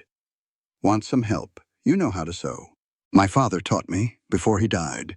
He said a person should know how to fix things, whether they are clothes or bread or broken hearts. Ruth almost smiled. That is stupid, maybe, but it is also true. They worked together, their fingers moving in the lamplight. Ellie showed Ruth how to make small, even stitches, how to hide the thread ends, how to patch without leaving an ugly seam. By the time they finished, the tear was mended. Not invisible, but neat. Clean. It looks different. Ruth held up the apron. Everything looks different after it has been fixed. That does not mean it is worse. Ruth traced the stitches with her finger. Thank you. You are welcome. Ruth folded the apron carefully and set it aside. Then she looked at Ellie with an expression that was difficult to read. If you marry my pa, will you expect me to call you mother? Ellie's heart skipped. I do not. Because I will not. Ruth's voice was firm but not angry. I already had a mother. I do not need another one. Then what would you call me? Ruth thought about it. Ellie. Just Ellie. Is that okay? That is more than okay. Ruth nodded, satisfied. Good night, Ellie. Good night, Ruth. Ellie left, closing the door softly behind her. In the hallway, she found Jesse. He had been standing there listening. His eyes were bright. Thank you. His voice was rough. For what? For reaching her, for helping her, for staying. I made a promise. Jesse stepped closer, close enough that she could feel the warmth of him. Ellie. Yes. I am glad you got on that train. Ellie felt something bloom in her chest, something warm and terrifying. Me too. They stood there for a moment, close but not touching. Then Jesse stepped back. Get some sleep. Tomorrow we start planning. Planning for what? For Marcus Stone. For whatever is coming. He turned toward the stairs. We are done running. It is time to fight. Ellie watched him go. Then she went to her own room, lay down on her narrow bed, and stared at the ceiling until sleep finally claimed her. 3 days later, Ellie took the children to town for market day. It was Jesse's idea. The children needed normal. They needed to see that life was still happening, that not everything was fear and waiting and locked doors. Ruth protested. She wanted to stay and help prepare for whatever was coming. You can help by keeping your brother and sister safe. Jesse knelt down to look her in the eye. Can you do that? Yes, Pa. I am counting on you. Ruth straightened her shoulders like a soldier receiving orders. I will not let you down. They rode into Copper Valley in the old wagon, Ellie driving, the 3 children in the back. The day was clear and warm, the sky a perfect blue, the kind of day that made it hard to believe anything bad could happen. The market was busy. Farmers had come in from all over the valley selling vegetables and eggs and homemade goods. Children ran between the stalls, laughing and playing. Music drifted from somewhere, a fiddle playing a jaunty tune. For a few hours, they were just a family, just people living their lives. Ruth bought a ribbon for Emma's hair. Caleb found a book with pictures of horses. Emma ate so much candy that Ellie worried she would be sick on the ride home. It was good, normal, peaceful. Then Marcus Stone appeared. Ellie noticed him first. A well-dressed man making his way through the crowd, his eyes fixed on their little group. She knew who he was immediately. Not because she had seen him before, but because of the way the crowd parted around him, the way people looked at him with a mixture of respect and fear, power. He radiated it like heat. You must be Miss McBride. His voice was smooth and pleasant. I have heard so much about you. Ellie stepped in front of the children. And you are Marcus Stone, he smiled, a charming smile that did not reach his eyes. An old friend of the Coulter family. Pa does not have friends. Ruth's voice was cold. Marcus laughed. That is true. Your father has always been a solitary man. But my father knew him years ago. They were business partners. Business partners. Ellie kept her voice neutral. Of a sort. Marcus's smile widened. But that is old history. I just wanted to introduce myself. Welcome you to Copper Valley properly. He turned his attention to the children. Bought candy for Emma, who accepted it with a toddler's innocent greed. Purchased a new hat for Caleb, who looked uncomfortable but did not refuse. Told Ruth she looked just like her mother. Ruth's face went pale. How do you know what my mother looked like? I have been in Copper Valley longer than you might think. Marcus's eyes met Ellie's over Ruth's head. Much longer. Ellie felt the threat beneath the pleasant words. He was showing her that he could get close to them, that he could reach the children any time he wanted. We should be going. Ellie gathered Emma into her arms. The ride home is long. Of course. Marcus tipped his hat. It was lovely meeting you all. Please give my regards to your father. He walked away, disappearing into the crowd. Ruth grabbed Ellie's hand. Her fingers were ice cold. That was him, was it not? The bad man. Yes. He knows what Mama looked like. Yes. Ruth's jaw set. I hate him. Good. That means you will be careful around him. They left the market quickly, loading into the wagon and heading out of town before anyone else could approach them. The ride home was silent and tense. Jesse was waiting on the porch when they arrived. His face went dark when Ellie told him about Marcus. He spoke to the children. He bought them things. Touched them. Ellie's voice shook with anger she had not realized she was holding. He was showing us that he could reach them any time. Jesse's hands clenched into fists. Go inside, all of you. Pa, Ruth started. Inside. Now. The children went, Ruth shepherding her siblings with fierce protectiveness. Ellie stayed. She is not a child. No. But this, whatever this is, I am part of it. She stepped closer. What do we do now? Jesse looked at her with eyes that held nothing but cold determination. We wait. He will come to us. He wants to gloat, to threaten, to make me understand exactly what he is going to take before he takes it. And then we end this. One way or another. Marcus Stone came that night. The knock on the door was polite, almost friendly.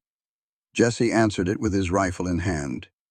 Marcus stood on the porch, alone, unarmed, still smiling. Hello, Jesse.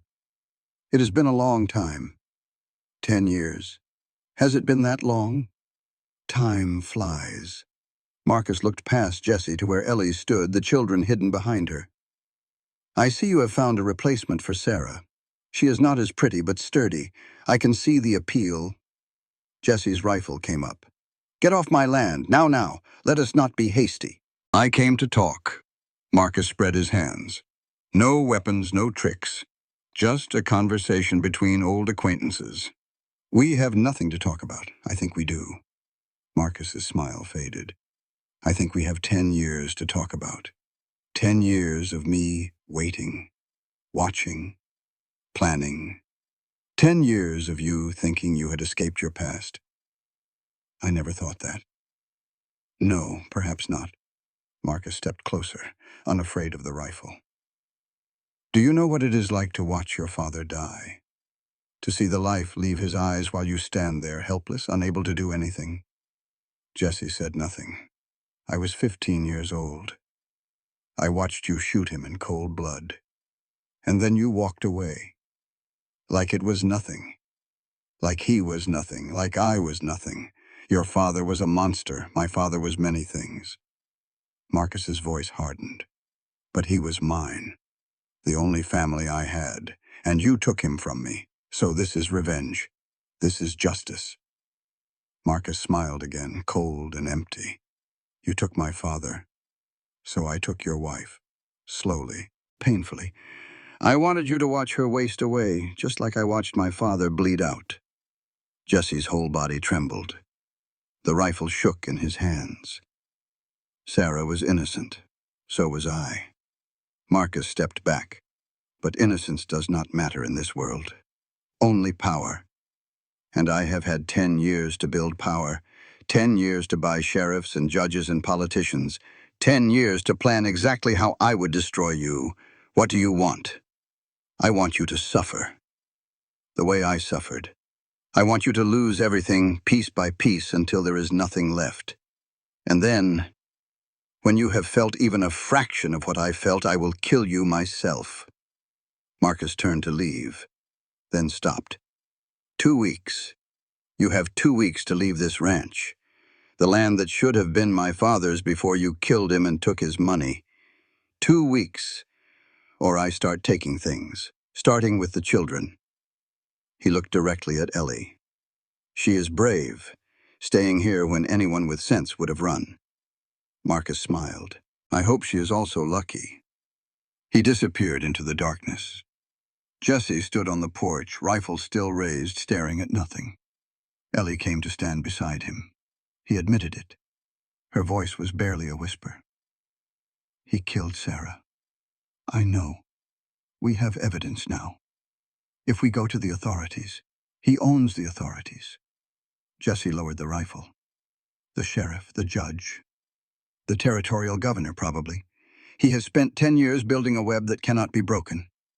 There has to be something we can do. Jesse finally looked at her.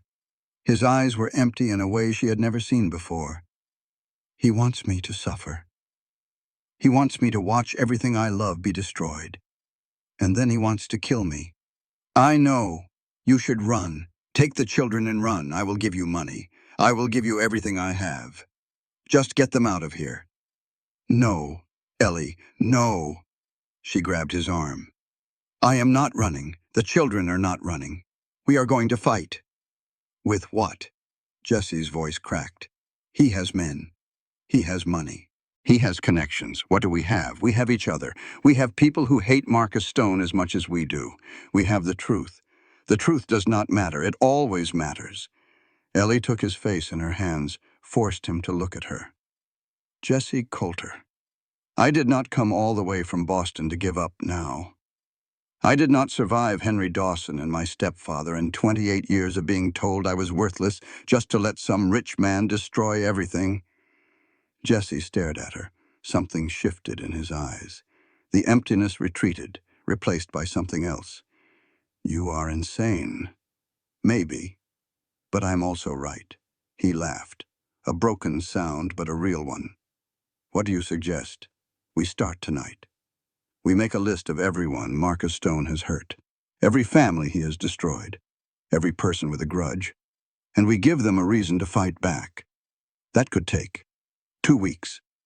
We have 2 weeks. Ellie released his face and stepped back. Are you going to waste time telling me why it will not work? Or are you going to help me save your family? Jesse looked at her for a long moment. Then he set down his rifle. Let us start with Cora Jenkins. She has secrets on half this town. If anyone knows who hates Marcus Stone, it is her. Ellie smiled. Now you are thinking. They worked through the night. Candles burned low as they made lists. Names of families Stone had bankrupted, ranches he had stolen, lives he had destroyed. By dawn, they had 7 names.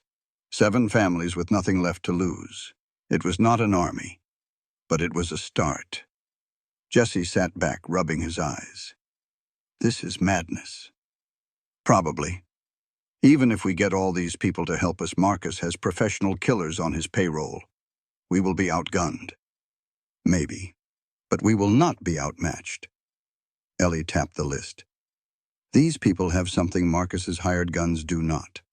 A reason to fight. A reason to risk everything. Jesse shook his head. I still think you are insane. And I still think you need to shave. Ellie stood and stretched. Get some sleep. Tomorrow we start recruiting. What about you? Someone needs to make breakfast for the children. She walked into the kitchen and started building up the fire. Behind her, she heard Jesse's chair scrape back, heard his footsteps on the stairs, then heard them stop. Ellie, yes, thank you. She smiled to herself. Thank me when we survive. His footsteps resumed, climbing to his room. Ellie cracked eggs into a pan and tried not to think about everything that could go wrong. 2 weeks. They had 2 weeks to build an army out of broken people. It was not enough time, not nearly enough, but it was all they had. The next morning, Ellie gathered the whole family in the kitchen. We need to talk. Ruth looked at her father. Is this about the bad man? Yes. Ellie sat down across from the children. Your father and I have decided to fight back. But we cannot do it alone. We need help. What kind of help? Caleb's stutter was barely noticeable now. He had been speaking more and more freely over the past weeks. People. Ellie glanced at Jesse. People who have been hurt by Marcus Stone the way we have. People with nothing left to lose. Jesse leaned forward. Before we do anything else, I need to tell you something. Something about who I used to be. Ruth's face went still. You already told me. I told you some of it. Not all. What Jesse said next was harder than anything Ellie had ever heard. He told his children about being a hired gun, about killing men for money, about Thomas Stone and the job that ended his old life and started his new one. He did not minimize, did not excuse, did not try to make himself sound better than he was. He just told the truth. When he finished, the kitchen was silent. Caleb spoke first. You killed people. Yes, for money. Yes. Caleb thought about this. His face went through several expressions. Then it settled on something like determination. Did you stop? Yes. A long time ago. Then. Caleb nodded slowly. Then that is who you used to be. Not who you are now. Mama always said people can change. Ruth was crying silently. Did Mama know? Yes. She knew everything. She married me anyway. Ruth wiped her eyes. Then I guess I have to forgive you too. You do not have to forgive anything I do not deserve. Yes, you do. Ruth's voice was fierce. You are my pa. You made mistakes, bad ones. But you are still my pa, and I am not going to let some rich man destroy our family because of something that happened before I was born. Jesse's composure cracked. Tears rolled down his weathered face. It was the first time Ellie had seen him cry. Emma, too young to understand any of it, climbed into his lap and patted his cheek. Pa sad. Yeah, baby. Jesse's voice was rough. Pa is sad. Kiss make better. She planted a wet, sloppy kiss on his nose. Despite everything, Jesse laughed. Then he pulled all three of his children into his arms and held them like he might never let go. Ellie watched from across the table, tears streaming down her own face. This was family. This was what she had been searching for her whole life, and she would burn the world down before she let Marcus Stone take it away. Over the next week, they recruited their army. Cora Jenkins was first. She listened to Ellie's plan, shook her head, and laughed. You are either the bravest woman I have ever met, or the stupidest. Why not both? Fair point. Cora pulled out a bottle of whiskey and 2 glasses. Who else is on your list? 7 names, 7 families. Cora studied the list, nodded slowly. The Hendersons lost their farm to Stone 3 years ago. They will fight. The Marshalls have been waiting for someone to stand up to him for years.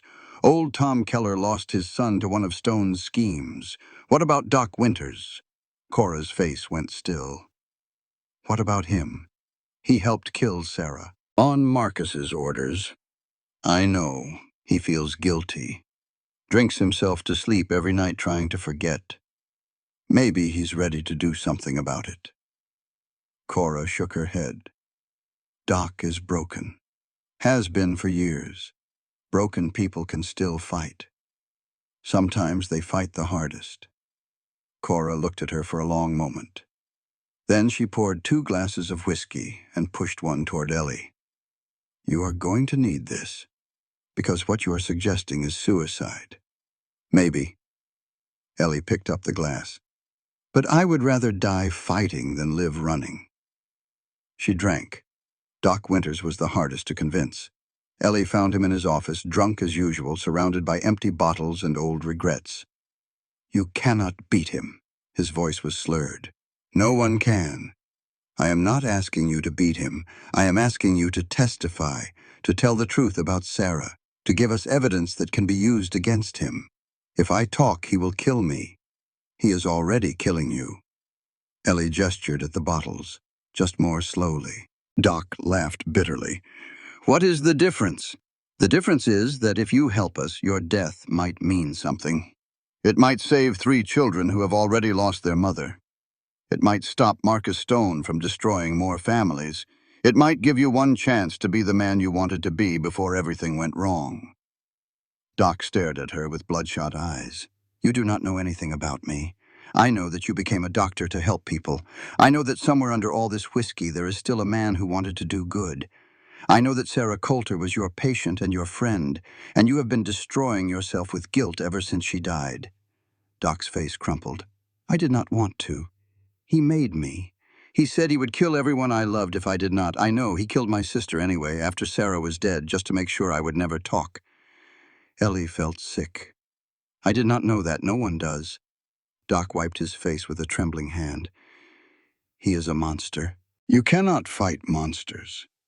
Ellie knelt down beside his chair, took his shaking hands in hers. Maybe not alone, but together. Maybe together we can. Doc looked at her with eyes that held nothing but pain. And if we fail, then at least we tried. At least we did not just roll over and let him win. Doc was silent for a long time. Then he reached for the whiskey bottle. Ellie's heart sank, but instead of drinking, he threw the bottle against the wall. It shattered, spraying glass and alcohol everywhere. I am done hiding. His voice was hoarse but steady. Tell me what you need. One by one, they gathered their army. 7 families, farmers and ranchers and working people who had lost everything to Marcus Stone. People who had been waiting for someone to stand up, someone to fight back. They met at the Coulter Ranch the night before Marcus's deadline. 14 people in all, plus Jesse and Ellie. Not an army, barely a militia. But they were willing. Jesse stood before them, his back straight for the first time in months. I am not going to pretend this will be easy. Marcus Stone has money, guns, and men who kill for a living. He has spent 10 years building power in this territory. Then why are we here? One of the farmers, Henderson, crossed his arms. Because we are tired of being afraid. Jesse's voice was steady. Because we have all lost something to Marcus Stone, and we want to stop him from taking more. Because sometimes, the only way to beat a bully is to stand together. And if we die, then we die fighting, which is more than we would get if we kept hiding. Henderson looked around at the others. Then he nodded slowly. My farm is gone. My wife cries herself to sleep every night. My children ask why we lost everything, and I have no answers. He squared his shoulders. I would rather die on my feet than live on my knees. One by one, the others voiced their agreement. Ellie watched them, these broken people finding strength in each other. This was how you fought monsters, not alone, together. That night, while the others prepared, Ellie found a hidden compartment in Sarah's old writing desk. Inside was a letter. She read it by candlelight, her hands shaking. My dearest Jessie, if you are reading this, then I am already gone. I know about Marcus Stone. I have known for weeks. I saw him in town, watching us, and I knew what it meant. I wanted to tell you, to warn you, but I could not find the words.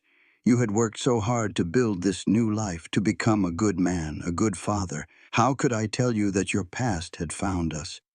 I am scared, Jessie, not of dying, but of leaving you alone, of leaving the children without a mother.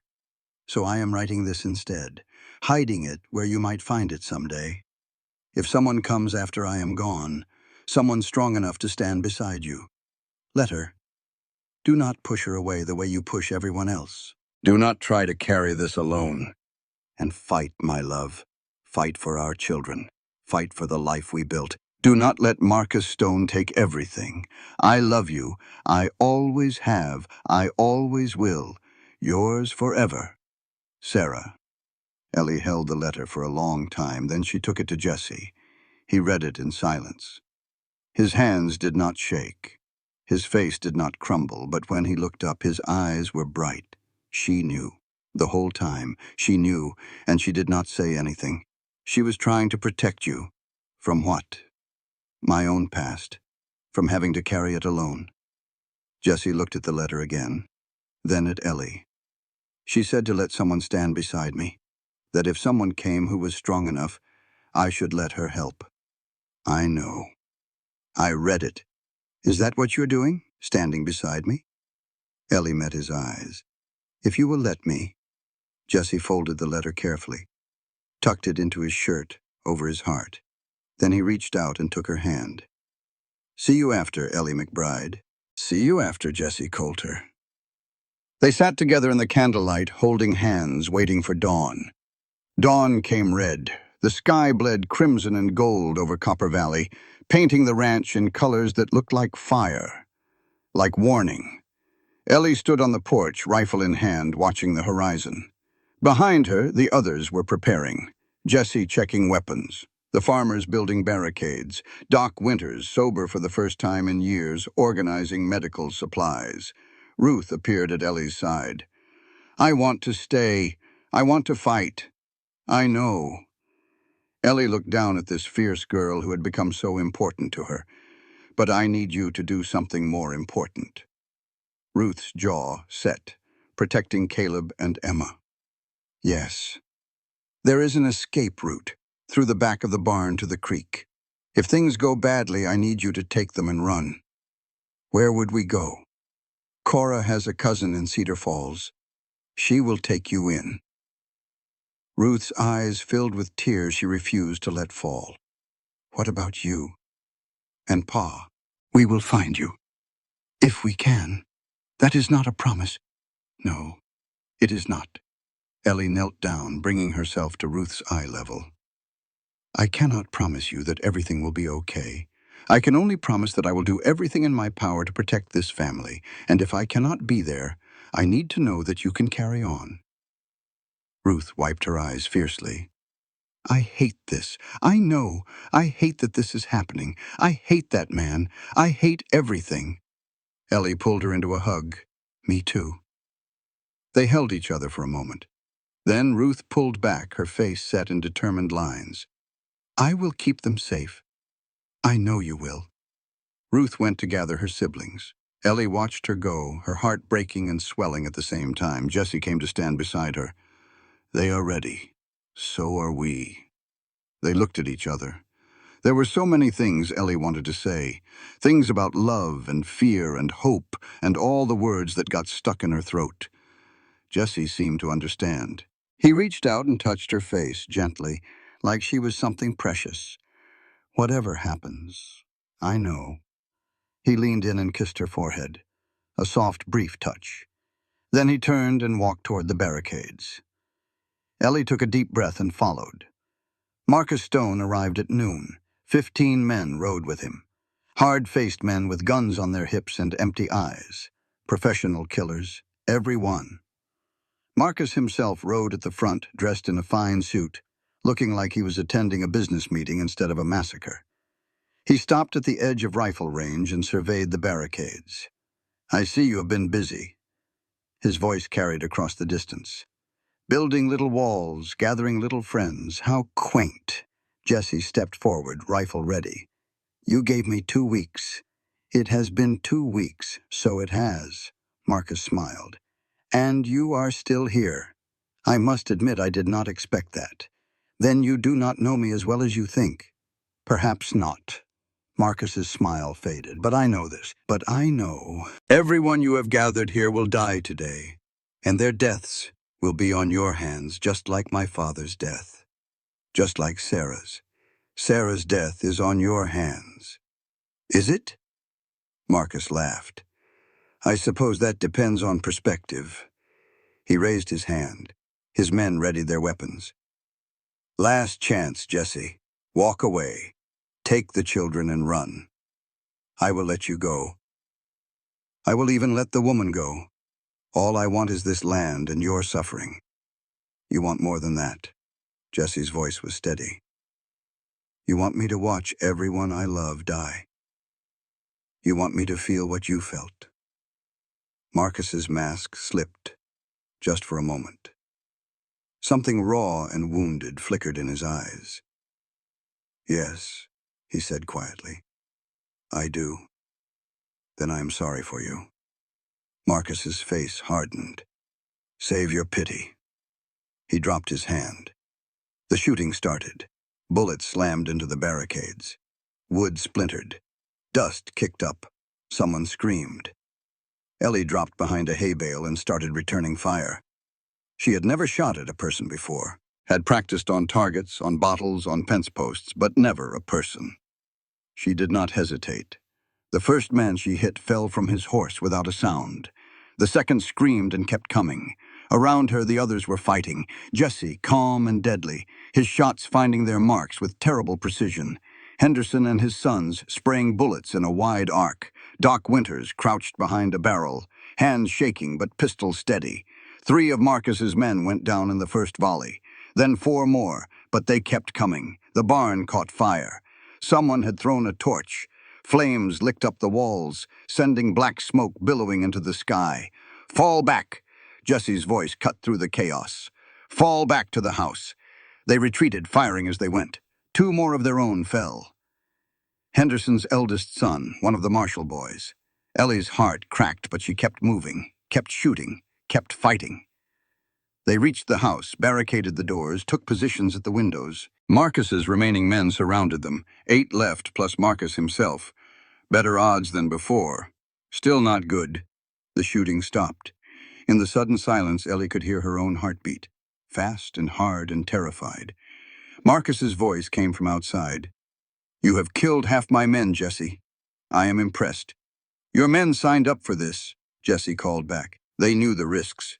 "Did they?" Marcus laughed. "I doubt it. I doubt any of them expected to die for my father's grudge." A long pause. "Here is what is going to happen. You are going to send out the woman and the children. They will walk to my horse unharmed, and then I will burn this house to the ground with everyone else inside." Ellie's blood ran cold. "That is not going to happen." Jesse's voice was steady. "No, I suppose not." Marcus sounded almost sad. "Then they will all die." Gunfire erupted again. Glass shattered. Bullets tore through the walls. Ellie dropped to the floor, pulling Doc Winters down beside her. The door exploded inward. Marcus Stone stepped through the wreckage, pistol in hand, that terrible smile on his face. His eyes found Ellie immediately. The replacement. He raised his weapon. "I was hoping we would have a chance to talk properly." Jesse lunged from the side, tackling Marcus. They went down hard, the pistol skidding across the floor. Ellie scrambled for it. Her hand closed around the grip just as Marcus kicked Jesse off and rolled to his feet. They faced each other. Ellie with the pistol. Marcus empty-handed but still smiling. "You will not shoot me." His voice was calm. "You are not a killer." "You are right." Ellie's hand trembled. "I am not." "Then put down the gun. This is not your fight. Walk away. Take the children. Live your life." Ellie thought about Boston, about Henry Dawson, about all the times she had backed down, given up, let other people win because it was easier than fighting. Then she thought about Ruth, about Caleb, about little Emma, about Jesse. "You are wrong about one thing." Her voice steadied. "This is my fight. These are my people, and I am not walking away." "Then you will die with them." Marcus lunged. Ellie fired. The bullet caught him in the shoulder, spinning him around. He fell against the wall, blood spreading across his expensive suit. She could have killed him. Should have killed him, probably. But she lowered the gun. Jesse was on his feet, his own weapon aimed at Marcus's head. "It is over." Jesse's voice was rough. "Your men are dead or running. You are wounded. It is over." Marcus laughed. Blood bubbled at his lips. "You think this ends anything? I have money, connections, lawyers. I will be out in a year. Less. And then I will come back. I will always come back." "No." Jesse's jaw tightened. "You will not." He cocked the pistol. Ellie grabbed his arm. "Jesse, he's right. If we let him live, he will never stop. He will never let us be. I know. But what? If you kill him now like this, you become what you used to be. And the children will know. Jesse's hand trembled. The pistol wavered. Marcus laughed again, weaker this time. She is right, you know. Kill me and you are a murderer. Let me live and I destroy you. Either way, I win. No, another voice from the doorway. You do not. Doc Winters stepped forward, his face pale but determined. In his hand was a sheaf of papers. What is this? Marcus's smile flickered. Evidence. Doc's voice was steady for the first time in years. Detailed records of every bribe you paid, every crime you committed, every person you had killed, including Sarah Coulter. You would not dare. I have already sent copies to the territorial governor and to every newspaper in 3 territories. By tomorrow, your name will be infamous. Marcus's composure finally cracked. You are bluffing. I spent 20 years keeping records. Doc smiled grimly. Old habit. And I spent the last week putting them in order. You are finished, Marcus Stone. Not dead, just finished. Marcus stared at him, then at Jesse, then at Ellie. Something died in his eyes. That burning hatred, that consuming need for revenge. It guttered and went out, leaving only emptiness. My father. His voice was barely a whisper. He was all I had, I know. Jesse lowered his pistol. And I am sorry for what I took from you, but this has to end. Marcus slumped against the wall. The fight went out of him all at once. What happens now? Now you face justice, real justice, in front of a real court. Jesse stepped back. And whatever they decide, it will be more mercy than you ever showed anyone else. Marcus closed his eyes. Outside, the remaining gunmen were surrendering to the farmers. The barn still burned, but the house was intact. They had won. Ellie let herself breathe. The cleanup took days. The dead were buried. The wounded were tended. The territorial authorities, finally freed from Marcus's influence, came to take him into custody. Doc Winters testified. Cora Jenkins testified. Half the town testified. Marcus Stone was convicted of murder, conspiracy, and fraud. He was sentenced to 25 years in the state penitentiary. He did not smile when they led him away. The ranch was quiet in the aftermath. Ellie stood on the porch, watching the sunset. The barn was gone, just a black scar on the land. But they would rebuild. They would always rebuild. Jesse came to stand beside her. You saved us. We saved each other. He took her hand, rough calluses against soft skin. Ellie, yes, I love you. The words hung in the air. Simple. True. Ellie felt tears prick her eyes. I love you too. Jesse reached into his pocket, pulled out a ring. Old silver, worn thin by years. This was my mother's. She left it before she passed. He held it out. I do not have pretty words. I only know how to work, how to fight, how to stay quiet when I should speak. But if you can live with a man like that, I can. Ellie smiled through her tears. I can live with that. He slipped the ring onto her finger. It fit perfectly. From the window, 3 children watched. Ruth was smiling. Caleb was grinning. Emma was pressing her nose against the glass, leaving smudges. Family, Ellie thought. This is what family feels like. She leaned into Jesse's arms and watched the sun go down. They were married on a clear October morning, standing beside Sarah's grave. Jesse had wanted it that way. She should be here, he had said. She should see that we kept going. Ellie had agreed. The whole town came, or so it seemed. Cora Jenkins stood as maid of honor. Doc Winters, sober now for 3 months, was the best man. The 7 families who had fought with them filled the small ranch yard, their faces warm with hope and healing. Ruth held Emma on one hip, and Caleb's hand with the other. Her face was peaceful in a way Ellie had never seen before. The preacher cleared his throat. Dearly beloved, we are gathered here to witness the union of Jesse Coulter and Eleanor McBride. Ellie barely heard the words. She was too busy looking at Jesse. at his gray eyes no longer empty, at his weathered face, finally at peace, at the man who had been broken and was slowly becoming whole. Jessie Coulter. The preacher's voice cut through her thoughts. Do you take this woman to be your lawfully wedded wife? Jessie looked at Ellie, looked at her like she was everything. I take her, with everything she brings. Pain, strength, stubbornness. I take all of it. The preacher smiled and turned to Ellie. Eleanor McBride. Do you take this man to be your lawfully wedded husband? Ellie thought about the train, about the crumpled advertisement, about the moment she had stepped onto that platform and seen 3 broken children and 1 broken man. She thought about Ruth's fierce eyes, Caleb's quiet courage, Emma's sweet, undemanding love. She thought about Sarah, lying beneath the earth just a few feet away, giving her blessing from beyond. I take him. Ellie's voice was steady, with his ghosts, his scars, his sleepless nights. I do not need him perfect. I just need him here. Then, by the power vested in me, the preacher declared, I now pronounce you husband and wife. Jessie pulled her close and kissed her. A real kiss, full of everything he had never been able to say. The crowd cheered. Emma clapped her hands. Caleb grinned. And Ruth, for the first time since her mother died, laughed with pure, uncomplicated joy. After the ceremony, there was food and music and dancing. The ranch came alive with celebration, with life, with hope. Ruth found Ellie near the punch bowl. I have something for you.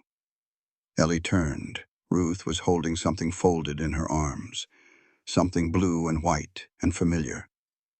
Sarah's apron, mended and clean with something new embroidered on the corner. Ellie took it carefully, turned it to see the stitching. 2 names, Sarah's and her own, side by side. Ruth shrugged, trying to look casual. You are part of the family now. It seemed right.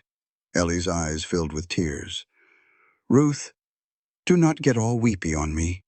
Ruth's voice was gruff, but her eyes were bright too. It is just an apron. It is more than that. Yeah, Ruth smiled. I know. They hugged. A real hug, tight and warm and full of everything they had been through together. 5 months later, Ellie sat in Doc Winter's new office. He had cleaned it up, finally, painted the walls, organized his instruments, started actually practicing medicine again instead of just drinking himself to death. Well, he set down his stethoscope. Congratulations, Mrs. Coulter. You are going to have a baby. Ellie's hand went to her belly, still flat, but growing. Are you certain? As certain as medicine allows. Doc smiled. Early days yet, but everything looks healthy. A baby. She and Jessie had not talked about it, had not planned it, but now that it was happening, she felt joy bloom in her chest like wildflowers after rain. That night, she did not tell Jessie directly. Instead, she placed a small wooden chair at the dinner table, a baby's chair carved by the town carpenter. Jessie looked at it, looked at her, looked at the chair again. Ruth figured it out first. Oh, Lord. She jumped up from her seat. Ellie is having a baby. Caleb's face lit up. I am going to have a little brother. It might be a sister. Ellie laughed. Emma looked confused. Baby? Like Emma was. Yes, sweetheart. Like you were. Jessie still had not spoken.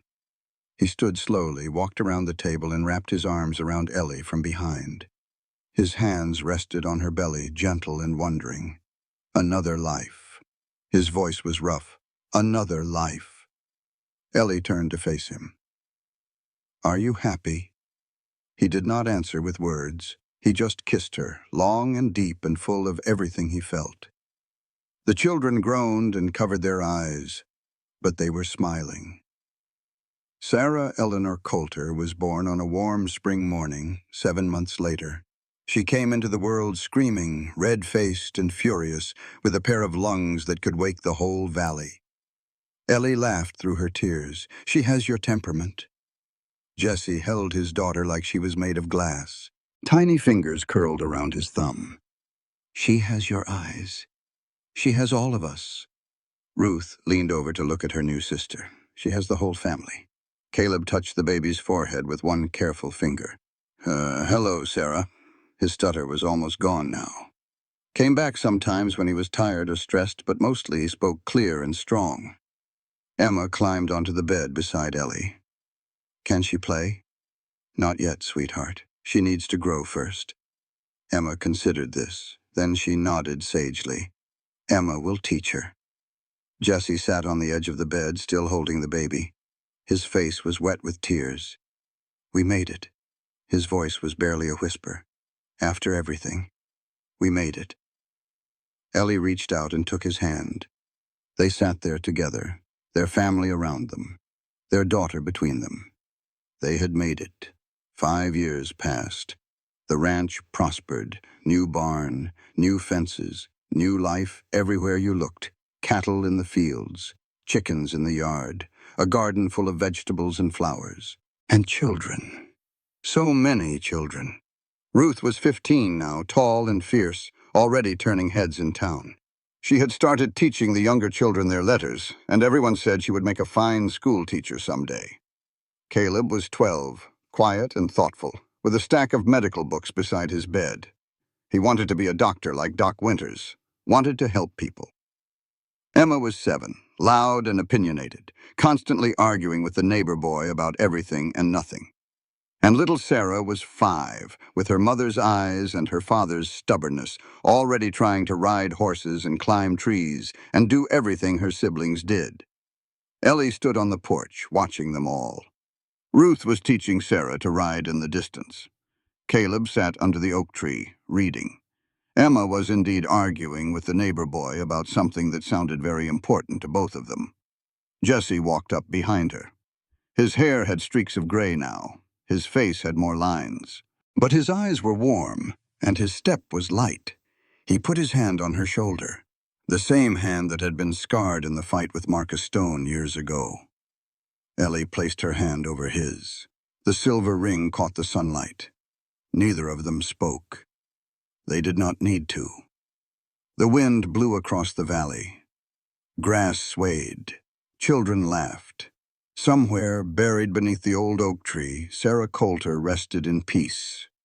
Beside her lay Doc Winters, who had died 2 years ago, sober and at peace for the first time in decades.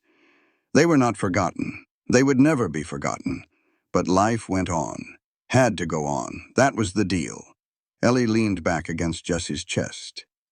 Do you ever think about what would have happened if I had not gotten on that train?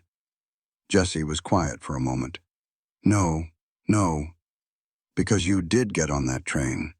And everything else is just what might have been. He tightened his arms around her. I do not live in what might have been. I live here with you, Ellie smiled. Ellie, that is surprisingly philosophical for a man who barely speaks. I have been saving up. She laughed. The sound carried across the yard, mixing with the children's voices, becoming part of the music of the ranch. Home, she thought. This is home.